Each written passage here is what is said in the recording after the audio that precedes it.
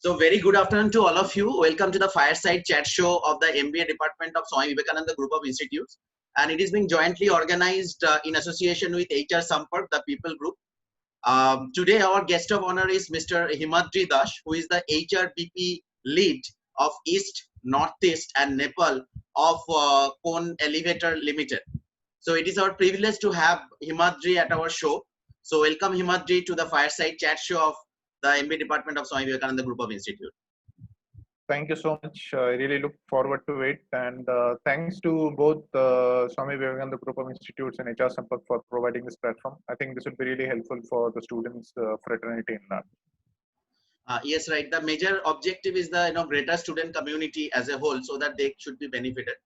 So, as we would like to start from getting a brief idea about your organization. So it will be helpful for the students actually. Sure. So we Kone Elevator are part of the Kone umbrella, which is basically it's a Finland-based MNC. And it's been more than 100 years old organization. In India, Kone Elevator started operation in 1983 through a joint venture, and then with due course of time, it became a wholly owned subsidiary of the Kone Corporation. Now, with this, the major expansion which has happened with respect to the globalization and privatization era, which have seen in the 90s, and with the start of the millennium, 2000 and onwards, we have seen a rapid urbanization, which has helped a company like ours to a greater extent. So this is how been the journey of Kone, and it's so far so good. It's been going pretty well with us. Great. So the major product is the elevators. Yes. So we have elevators as well as escalators as our main product portfolio. Okay. Apart from that, we have you can say different other functions also, like modernization, which basically helps the old or discarded elevators forming into giving a new shape to them with respect to upgradation or in terms of technology, look, everything. So that is another vertical which we are very focused in the past few years. Apart from the new elevator or escalators, this is also a kind of SBU that we are looking at for growth in the future. Great, fine. But we used to know that the Kone means elevator only. So it is a new thing for us that you are having other portfolio as well. That is nice to know. Yeah. So as you are involved into different compliance role, and different compliances are being changed due to this COVID-19 impact. So we have prepared some questions related to that as well for the benefit of the students. Number one is probably we are hearing that the contribution of the PF would be reduced from 12% to 10%. So can you please elaborate a little bit? What is this all about? Yeah, sure. So, once this pandemic started, I think there are a lot of announcements from government with respect to boosting business, supporting business, and making some initiatives which should be employee friendly, and at the same time employer friendly also. So, as part of this particular 10% contribution thing came up for both employee and employer. So what is happening right now is that somebody are doing it voluntarily. When I say voluntary, that means employees are given a choice whether you want to stay back in the 10% contribution category or 12% contribution category, and the call is up to you. And in some other scenarios, we are seeing that companies are mandatorily taking benefit of this offer or the guideline which has come up from government with respect to 10% contribution. Now, there are some other aspects to this also. First is that when we say 10%, it is only employee 10% which is going into your with only 10% of your salary. Basic salary is getting contributed to as a fund. employer has equal 10%, out of which 8.33% goes to your EPS, which is Employee Pension Scheme, and the rest part goes to your PF account. So Right. that is how it is as of now. There had been some discussions with respect to that. What happens if my what happens if that PF part is added with respect to your CTC. Fine. So in government compliance framework, there is no concept of CTC as such. Fine. It is all about basic salary and gross wages. So that is how the compliance scenario is. So there is no concept of CTC as such. But yes, if any company wants to, or the company has agreed into an agreement. When I say agreement, that means the employment contract. So if the employment contract is having shown that 12% as part of your compensation, in that case, I mean, company has got an obligation to pay out that 2% to that particular employee. But Okay. in 90% of the scenario, you would see that the employment contracts in India, or appointment letter as we know them in the common parlance, only captures the wages till gross salary. So if any company has mentioned CTC in the appointment letter, so it becomes a part of the contract, and in that case, the employer has got an obligation towards payment of that or extending that benefit to employees. But it is still discussed and debated in the in the corridors of government. So we still have much clarity to come in this regard. But as of now, this is how it has been placed. So depending on the context, industry situation, Right. and then the capability of employer to pay Mm-hmm. I mean, pay for salary, they are taking a decision. So that is how the current scenario. Great, great. Okay, fine. So coming from this PF aspect, we are getting into that ESIC. So it will be great if you can explain the present rule of ESIC. That is the what is the eligibility, what is the contribution from the employee and the employer side as of now. Okay. So this contribution has changed with respect to percentages. It has changed from last year only. I think from July onwards it has changed. Wherein for employee has become 0.75 of gross wages, whereas 3.25 has become contribution for employer. So this is how the contribution has been. But yes, with respect to COVID-19, there are some guidelines which have come from ESIC. The first, I would like to mention that with respect to treatment of the COVID-19 beneficiary, if any. Now, say for example, in a place like Assam or maybe Chhattisgarh, where you have a plant, and somebody gets affected, then what happens to that particular guy? So if that particular facility or that particular employee is covered under ESIC, then the person needs to be go to the nearest ESIC dispensary or hospital for treatment. Now there is a confusion that a lot of doctors or this ESIC hospitals, they would either refuse, or they will divert these patients to other hospitals. Now, pretty recently, today we are on 13th. 11th of June, Mhm.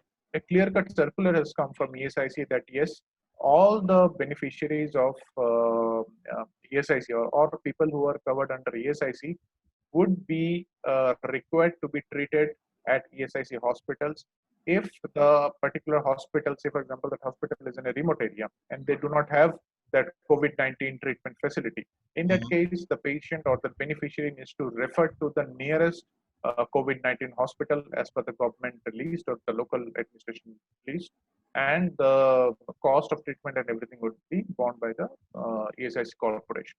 So it's a clear-cut notification which has come day before yesterday, which I think clears a lot of confusion in this matter, and definitely it will cover a large part of the blue collar workers as well as working staff.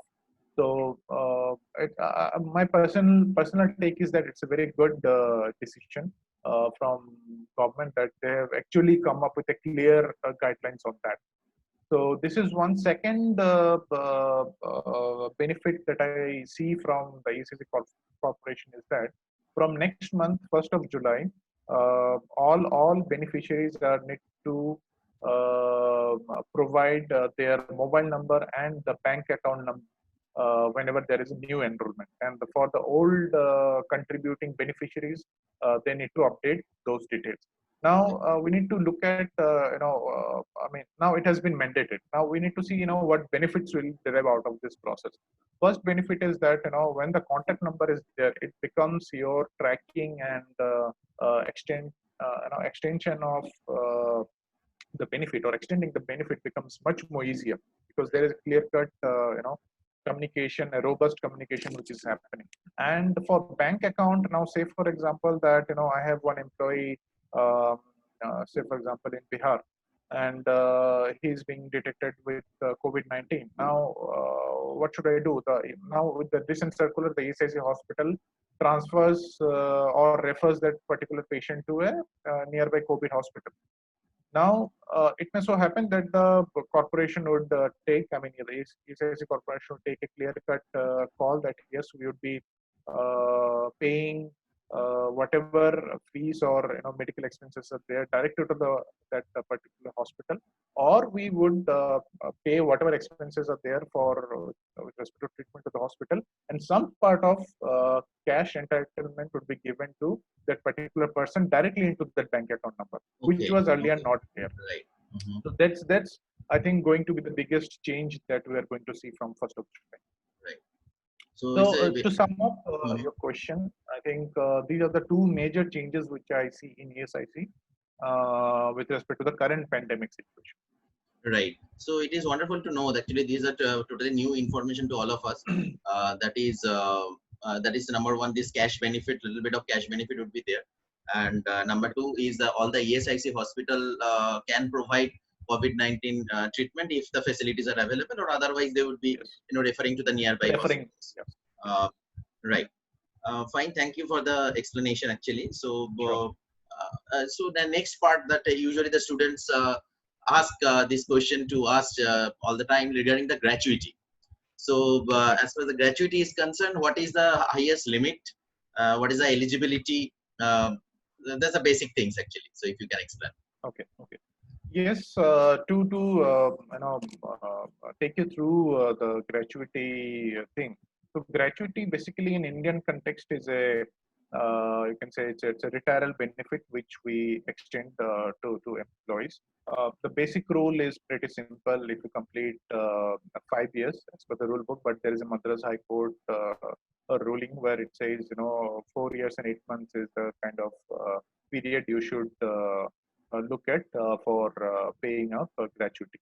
So it's pretty clear now that 4 years and 8 months. With respect to other eligibility criteria, if I look at, so I mean the person should complete that particular tenure as of now. There had been a lot of talks with respect to the labor law changes which was happening last year. The central government has brought up different codes, labor codes in place. But I mean, what we understand is that a bit of flexibility is proposed with respect to gratuity and reducing the number of years with respect to service. Okay. Now, there is no clear-cut notification as of now with respect to that, whether it would be reduced to 1 year or 2 year. But yes, we understand that it has been proposed, it is being discussed to bring in more flexibility with respect to extending the benefit. But yes, there is no clear-cut notification which is available with us as of now. So companies in India still are following that old practice, the old formula for calculating gratuity. The other change which has come up with respect to gratuity a few years back is that the highest paying or the upper ceiling of the gratuity payout has been increased from 10 lakh to 20 lakh, which is tax exempted. Any company can can provide more than that, but above over and above 20 lakhs would be taxable. Till 20, it would be tax free. So more or less, this is what we understand from gratuity. It is calculated on basic number of years. It has got a very pretty simple formula. Last basic drawn into number of years work divided into 15 divided by 20. So it's a golden rule which is being followed across the organization. And yes, we need to really look at this prospect or developments with respect to portability or flexibility with respect to gratuity. If there is a notification Right. to look upon. Okay. So the highest limit now it is, or the ceiling is 20 lakhs right now. 20. 20 lakhs. And the basic eligibility would be 5 years or 4 years, 8 months, or anyone. Normally it would be 5 years, fine. Mm-hmm. But if there is any dispute with respect to the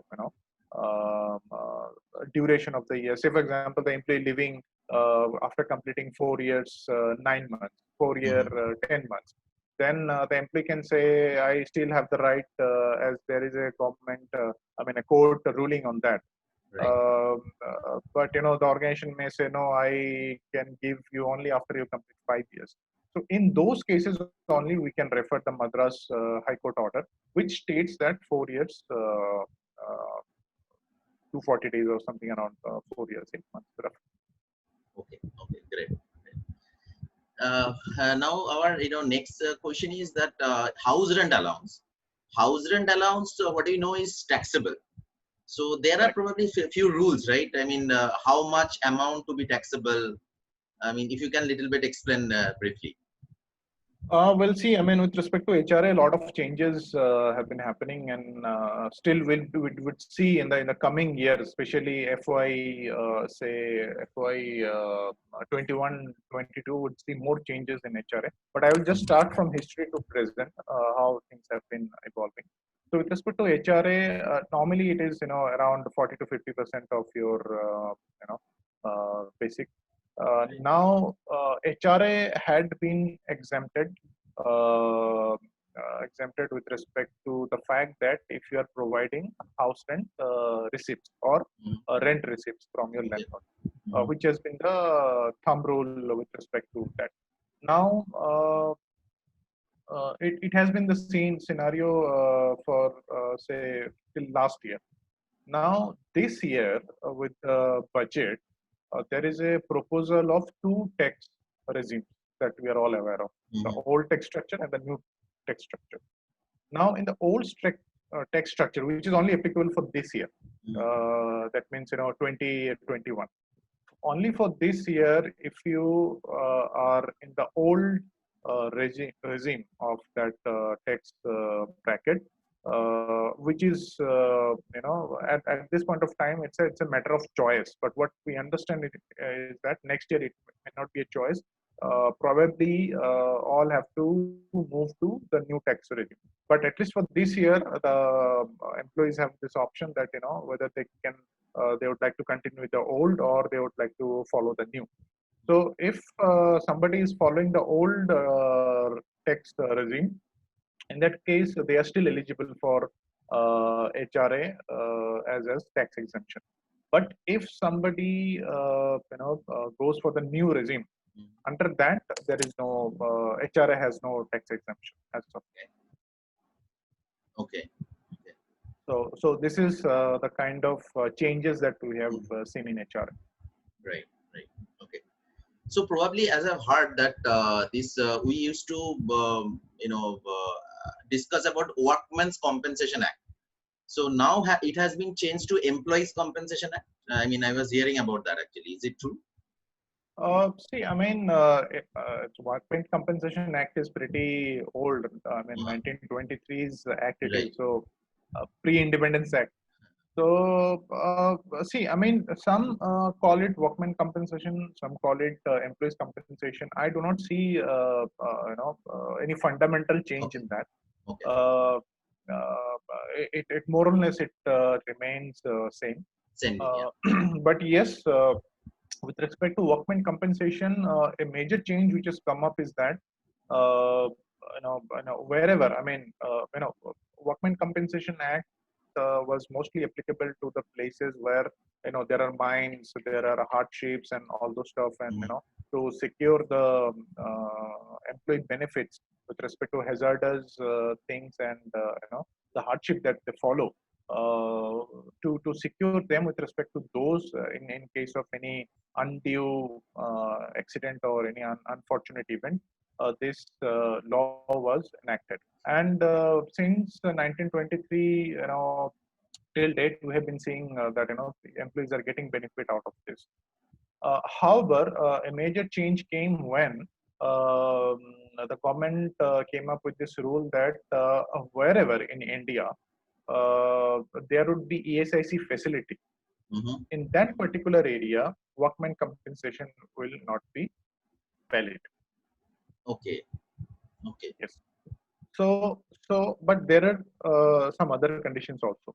So now, say for example, that particular area, I have got two scenarios. Now, in the first scenario, that particular area, remote area, say for example, somewhere in Arunachal Pradesh, fine, a remote area, somebody is deployed out there in a particular factory or mine, for example, and that particular remote area is not covered by ESIC. That means ESIC corporation has they do not have any dispensary or hospital facility out there. Fine. In that case, what will happen to that employee if he encounters any accident? In that case, this employee would be covered under workman compensation. But scenario number two, if the same employee who is employed in a remote area, same place, every condition remains same, and that particular facility or that locality has got a ESIC hospital, in that case, workman compensation will not be applicable. Okay, got it. Got it. Fine. So this is a clear guideline which is available with respect to workman compensation. But yes, there are. I would like to quote few practical challenges over here. So normally, different organizations to secure their employee benefits, apart from ESSC benefit, they do take employee this workman compensation policy from a third party, any government or a private insurance corporation for unnamed people, maybe for 5 or 10 people, just to safeguard the interest in case of any unfortunate event, because we never know, somebody working in mine, somebody working in blast furnace, or somebody working in any hazardous job condition. We never know, what can happen. So it is always better to have this sort of policy over and above the normal, medical policies or ESIC benefits that you extend. Right, got it. So, fine, thanks. Thank you for the detailed explanation. Actually, so now we are coming to a another part, that is from the students' placement or the employability part. Actually, so what being an hiring manager, what are the qualities you are looking for in a fresher candidate? It may be an engineering or it may be a management graduate. So what qualities you are looking for in a fresher? See, I mean, so we would look into two factors. One would be your technical skill, and the other would be your, soft skills or behavioral skills, whatever you say. So, at least from, whether that is an engineering graduate or a management graduate, we would look into the fundamental knowledge base of that particular candidate. That whether he's sound with the basics. See, I mean, if basics are strong, we can mold, train them according to the company's requirements. But the trend for the last few years, what we have seen, or hearing it from horse's mouth, I mean, the hiring managers. So time and again, we have come across this thing that technically they are not sound. The base is not too strong. So at times, probably we have had multiple drives for one particular manager, and he's not satisfied. So then I would sit with them and understand where is the problem. You tell me. I mean, probably you have seen 40, 50 students, but how can it possible that not one candidate is you are finding good? So the blunt answer was that, see, I mean, I can train. I can obviously train. I will put my heart and soul with respect to training this fresh blood. But the only thing is that they should have some knowledge. If somebody knows how to ride a bicycle, I can make him learn, a motorcycle or Harley Right. Davidson. Maybe in that case, but he needs to know the basic. What is uh, paddling? How to keep the balance and all those Right. stuff. Right. I cannot, teach all those stuff how to make balance, and then on top of that I also need to um, uh, make him learn how to ride a bike. So at least Right. the person should know how to ride a bicycle. Rest is up to us. How do we make them ride motorbike or a little bit. As simple as that. So yes, I mean, technically the base should be very strong. The other, with respect to soft skills that we look forward to is, whether he's a team player, attitude with respect to learning.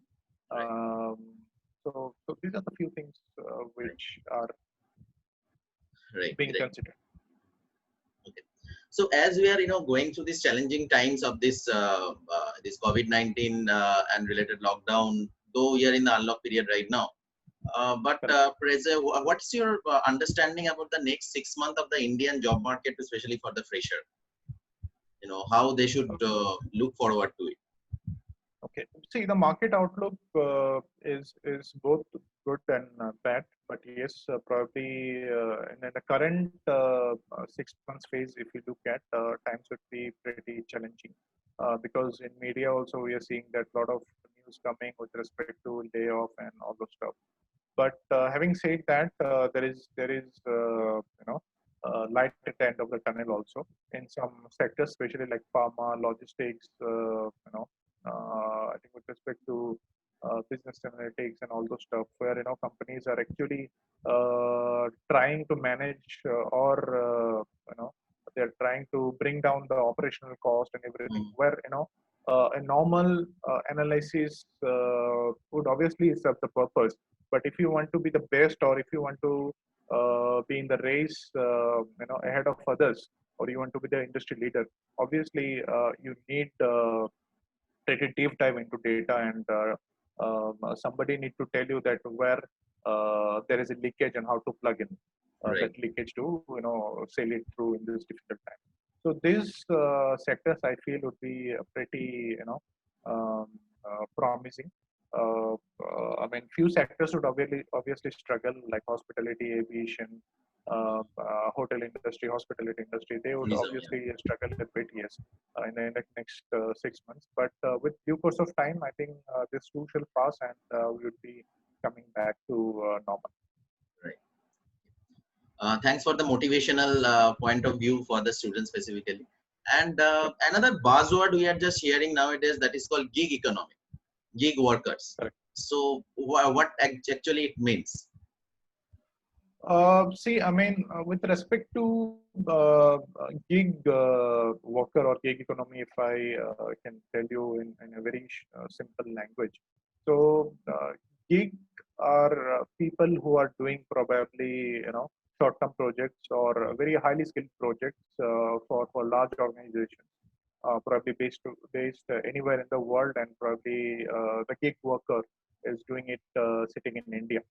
Now, this are, as of now, these are very technical skills which are being I mean, given to Indian IT professionals, or for other professionals also. But yes, in fact, I was also coming across a lot of reports with respect to the booming industry, especially not only in India. In fact, the whole South East Asian market. In fact, I was surprised to see that in fact, Bangladesh has got a good number of gig workers Okay. or freelancers in IT. Mhm. So that was, a kind of eye opener for us also, that so it's not India that is providing highly skilled short term services to clients. It is the other Southeast Asian countries who are also in the same league, and they are also catching up big time. So yes, gig economy, I think, would flourish, and that is the prediction of major research firms also, like World Economic Forum, or uh, top consultants who are doing research on that. It is going to increase, and I think gig economy in this pandemic situation, where companies will be looking at taking specialized service Right. in low cost. So there is a chance that this will bloom. So that is my take on that. So individual consultant level job or the freelancing level jobs would be increased in this kind of economy actually. Yes, it seems so. It seems so. But depending on the kind of project, complexity of the project, and the skill requirement, whether that is highly skilled, or I mean, now say for example, somebody looking at AI, augment, AR, VR, virtual reality, and all those stuff, where probably a lot of thing which is happening, and some IT and non-IT stuff where there is a lot of scope, and India has a large pool of this sort of professionals. They can easily get into this gig economy. Right. So my last question to you would be, this is the very common question that all the students used to ask, irrespective of engineering or management, that what are the 3-4 things we should do before an interview, or how to prepare myself before an interview to be successful at that interview actually. So 3 or 4 suggestions you want to give. Okay. Okay. My first suggestion would be that the candidate or the student needs to have a very clean and crisp CV. I have seen CVs of a fresher which is 3-4 pages. Doesn't make sense. I mean, a one pager or 2 page CV for a fresher is good enough. Don't get into history writing. That is not going to serve the purpose, and that will not invoke any interest in the eyes of the interviewer also.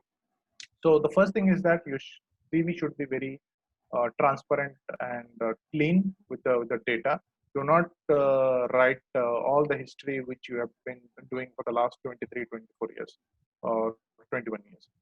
Second thing is that whatever role you are going to apply for, please study that role. Please understand what exact skills are required for that role. If you are clear in these two parts, I think half of your job is done. Third is study about the organization where you are going to give interview. If you do not have time, we all have smartphones today. During your travel to that particular company, utilize the time for searching something about the company, and try to explain something about the product, service, or the policy which the organization has recently implemented during the conversation. That will actually excite the interviewer that, okay, fine, this guy has studied, this guy has gone to the details, he has a keenness to know and work with the organization. So I think if a fresher follows these 3 simple tips, I think it will make sense for them. Thank you so much. Thank you so much for all of your experience sharing and the knowledge sharing, definitely. And it is definitely going to be helpful for our students as well as the greater community of the students as well, because it is this session will be available for the public. So thank you so much for giving your time and explaining all those things. I mean, all the compliance issues and etc.